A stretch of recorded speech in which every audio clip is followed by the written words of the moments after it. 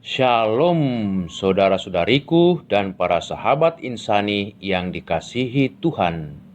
Selamat berjumpa kembali dalam channel Renungan Rohani Insani. Inspirasi Sabda Allah hari ini, Rabu 23 September 2020, bersama Pastor Edi Octavianus Kaniu, Imam Diosesan Keuskupan Agung Makassar yang sedang bertugas sebagai pastor paroki di Paroki Santo Martinus de Tours, Bone-Bone, Luwu Utara. Selamat mendengarkan. Bapak dan Ibu, para sahabat insani yang dikasihi Tuhan, kita berjumpa kembali dalam program Insani, Inspirasi Sabda Allah hari ini. Edisi hari Rabu tanggal 23 September tahun 2020.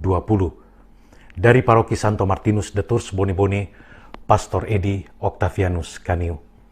Mari kita mengawali permenungan kita pada hari ini dengan doa.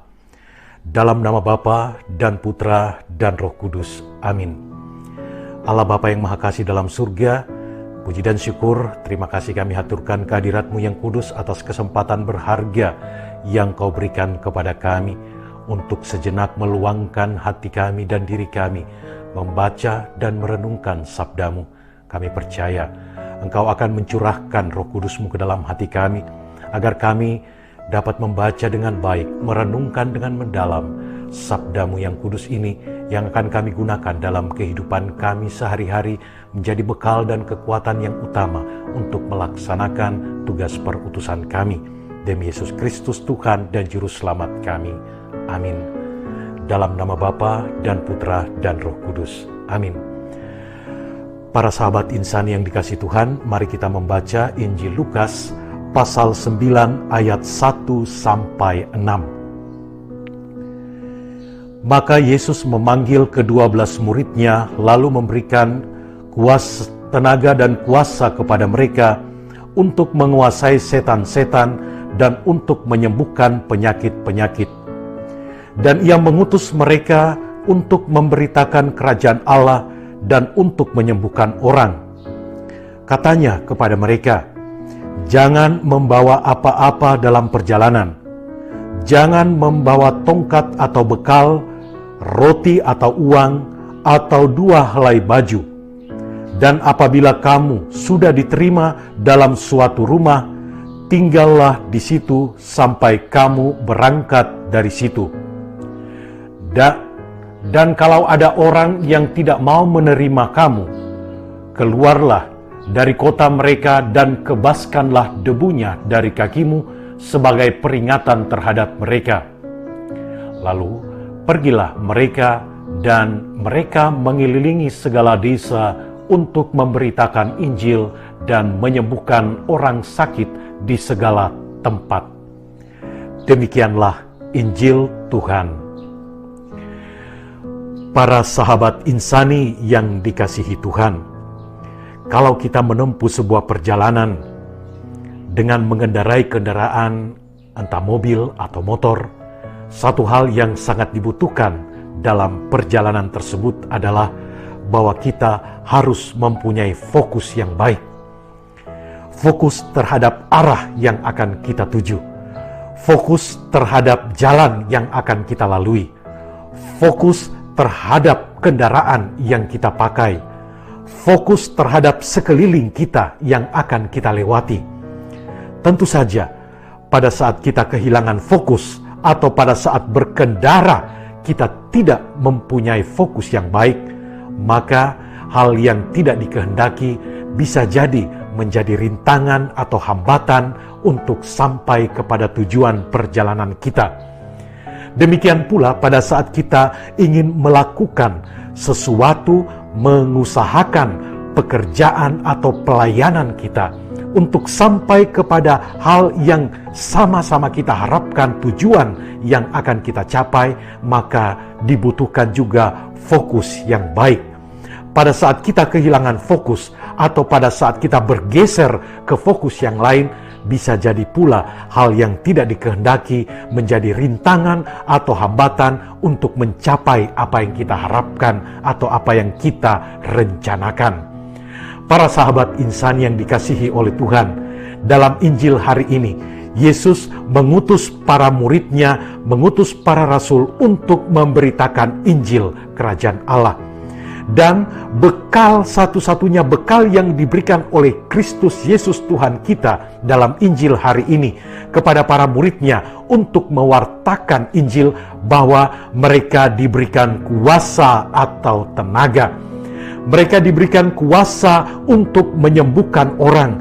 Mereka diberikan kuasa untuk mengusir setan-setan. Dan mereka diberikan kuasa dan kekuatan untuk memberitakan Injil. Dan pada saat memberikan kuasa tersebut, Yesus Kristus menekankan kepada mereka syarat-syarat pada saat mereka melaksanakan tugas perutusan tersebut. Mereka tidak boleh membawa tongkat, tidak boleh membawa apa-apa, tidak boleh membawa uang, tidak boleh membawa 2 helai baju.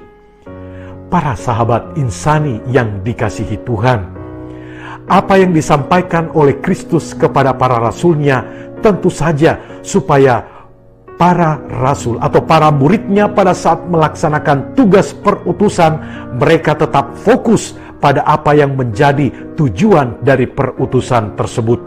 Hal-hal yang disampaikan oleh Kristus sebagai syarat bahwa mereka tidak boleh membawa ini dan tidak boleh membawa itu, supaya konsentrasi atau fokus mereka tidak dikalahkan oleh hal-hal yang tentu saja merupakan kebutuhan-kebutuhan yang sangat diperlukan dalam melaksanakan suatu perutusan, pekerjaan, atau usaha.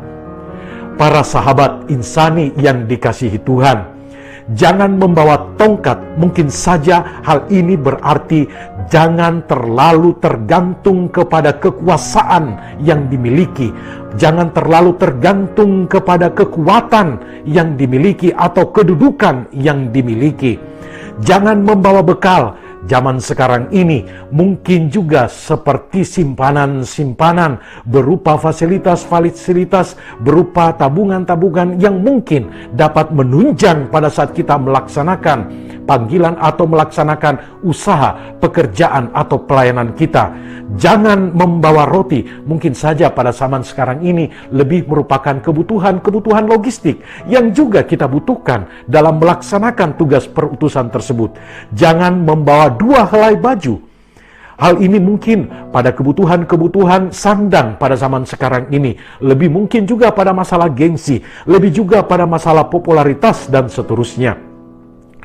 Para sahabat insani yang dikasihi Tuhan, syarat-syarat yang disampaikan oleh Kristus kepada para rasul mungkin juga kepada kita amat sangat berat atau mungkin sulit untuk kita lakukan pada saat kita melaksanakan tugas perutusan kita, baik dalam kehidupan iman kita atau pada saat kita menggeluti pekerjaan atau panggilan hidup kita melalui usaha, pekerjaan, dan pelayanan kita masing-masing. Saudara-saudari, para sahabat insani yang dikasihi Tuhan, dengan memberikan syarat yang demikian kepada para murid, Yesus Kristus Tuhan kita mau mendidik para murid-Nya, membimbing mereka untuk tidak tergantung atau tidak mengalihkan fokus mereka kepada hal-hal duniawi sebagaimana yang dikatakan di dalam bacaan tadi. Bagi kita sekarang ini, apakah berarti bahwa kita tidak membutuhkan hal tersebut? Tentu saja, semua orang dalam berusaha, dalam bekerja, dalam melaksanakan panggilan hidup melalui pekerjaan dan usaha sehari-hari, pastilah akan menjawab kita membutuhkan hal tersebut. Persoalannya, apakah semua orang dalam melaksanakan tugas perutusan tersebut hanya akan tergantung pada hal-hal tersebut, hanya berfokus pada hal-hal tersebut, hanya berorientasi pada hal-hal tersebut? Nah, inilah yang tidak dikehendaki oleh Tuhan kita Yesus Kristus pada saat perutusan yang sama pun diberikan kepada kita, dianugerahkan kepada kita melalui usaha, pekerjaan, dan pelayanan hidup kita sehari-hari. Dalam hal refleksi iman, tentu saja semua akan menjawab bahwa kita pasti tidak terlalu melulu berorientasi atau tergantung atau berfokus pada hal-hal tersebut daripada tugas perutusan kita di dalam iman kita masing-masing. Kita pasti masih mengingat apa yang disabdakan oleh Tuhan kita berkaitan dengan hal ini. Carilah dahulu kerajaan Allah, maka semuanya akan ditambahkannya kepadamu. Dan inilah yang diajarkan atau yang dididik oleh Yesus Kristus Tuhan kita kepada para muridnya pada saat itu, agar mereka terus-menerus berfokus pada pewartaan pemberitaan Injil Kerajaan Allah. Maka semua hal yang menjadi sarana yang mendukung tugas mereka pasti akan ditambahkan kepada mereka.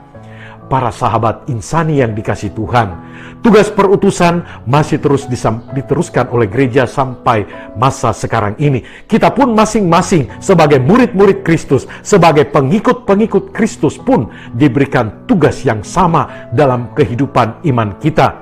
Pada zaman sekarang ini, di mana orang berlomba-lomba untuk lebih fokus pada hal-hal yang justru ditekankan oleh Kristus Yesus untuk tidak dibawa pada saat tugas perutusan, tentu saja menjadi hal yang tidak mudah untuk kita lakukan. Tetapi para sahabat insani yang dikasihi oleh Tuhan, percayalah bahwa maksud dari Tuhan kita Yesus Kristus agar kita tetap fokus pada Dia yang telah memberikan karya anugerah panggilan melalui usaha, pekerjaan, dan pelayanan kita sehari-hari. Banyak pengalaman-pengalaman iman pun yang telah membuktikan bahwa orientasi kepada kehidupan iman untuk tetap dekat kepada Kristus juga akan menghasilkan buah-buah berkat-berkat yang berlimpah di dalam kehidupan sehari-hari. Hal ini banyak terbukti dari saudara-saudari kita, dari orang-orang kita, orang-orang yang juga menjadi pengikut-pengikut Kristus dalam kehidupan iman kita. Mereka bisa mendapatkan berbagai macam berkat karena tetap berfokus dan berorientasi pada kehidupan iman kita, dan mereka berpegang teguh pada prinsip, carilah dahulu kerajaan Allah dan kebenarannya, maka semuanya akan ditambahkan kepadamu. Saya kira hal ini pun juga dapat terjadi dalam kehidupan kita masing-masing atau teristimewa dalam kehidupan iman kita. Kita tidak berfokus dan tidak bergantung pada fasilitas-fasilitas atau sarana-sarana yang ditawarkan oleh dunia ini. Bahkan hal itu tidak menggeser orientasi atau fokus kita untuk tetap melaksanakan apa yang ditugaskan atau apa yang disampaikan Kristus kepada kita dalam kehidupan iman kita untuk sampai kepadanya. Niscaya pada saat kita tetap fokus pada apa yang disampaikan oleh Kristus, memberitakan Injil lewat usaha dan pekerjaan panggilan hidup kita masing-masing, memberitakan kebaikan-kebaikan Allah dalam kehidupan iman kita sehari-hari, maka aneka berkat, rahmat yang berlimpah pun akan kita terima dari kasih kemurahan Allah. Bapak Ibu para sahabat insan yang dikasihi Tuhan, marilah dalam melaksanakan tugas perutusan panggilan kita melalui usaha, pekerjaan, dan pelayanan kita, kita tetap berfokus pada Dia yang telah menganugerahkan itu semua kepada kita, dan yakin dan percayalah dalam kehidupan iman kita. Pada saat kita melaksanakan apa yang dikehendaki oleh Allah, pada saat kita berfokus pada apa yang dikehendaki, maka berkat dan rahmat-Nya yang berlimpah akan dianugerahkan pula ke dalam diri kita, orang-orang yang setia kepadanya di dalam iman. Mari kita berdoa. Dalam nama Bapa dan Putra dan Roh Kudus. Amin. Terima kasih ya Bapa untuk sabdamu yang telah kami baca dan dengarkan bersama-sama. Terima kasih untuk rahmat yang telah Engkau berikan kepada kami.